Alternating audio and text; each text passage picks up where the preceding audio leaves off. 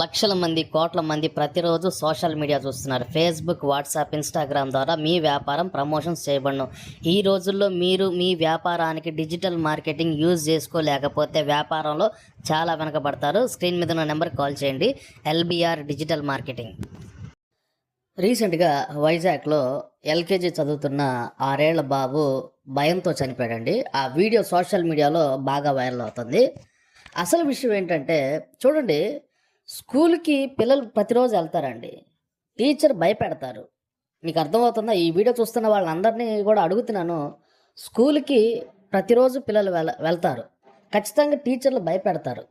భయపెడితేనే పిల్లలు చదువుతారండి. ఇక్కడ ఆ వీడియో కనుక చూసినట్లయితే ఆ పిల్లోడు బాగా భయపడిపోయినట్టున్నాడు. మేడం కూడా అంతగా భయపెట్టినట్టు ఏం లేదండి. ఇప్పుడు ప్రతిరోజు ఏదో ఒక సందర్భంలో స్కూల్లో టీచర్లు పిల్లల్ని కొడతారు, వాళ్ళకి భయం చెప్తారు.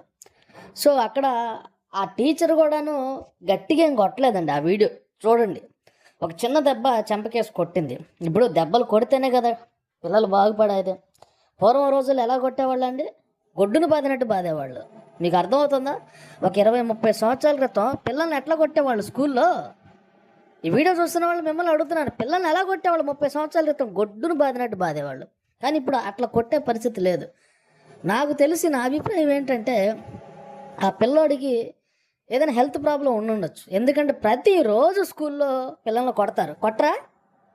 ఈ వీడియో చూస్తున్న వాళ్ళని అడుగుతున్నాను, కొట్టరా? స్కూల్లో పిల్లల్ని కొట్టరా? ప్రతిరోజు అన్ని స్కూళ్ళల్లో పిల్లల్ని కొడతారు, భయపెడతారు. ఎల్కేజీ, యూకేజీ నుంచే వాళ్ళకి ఇస్తారు. కాకపోతే ఈ అబ్బాయి చనిపోవడానికి కారణం మేబీ హెల్త్ ఇష్యూ అయ్యి ఉండొచ్చు అనేది నా అభిప్రాయం. ఎందుకంటే అక్కడ ఆ వీడియో చూస్తే టీచర్ కూడాను భయంకరంగా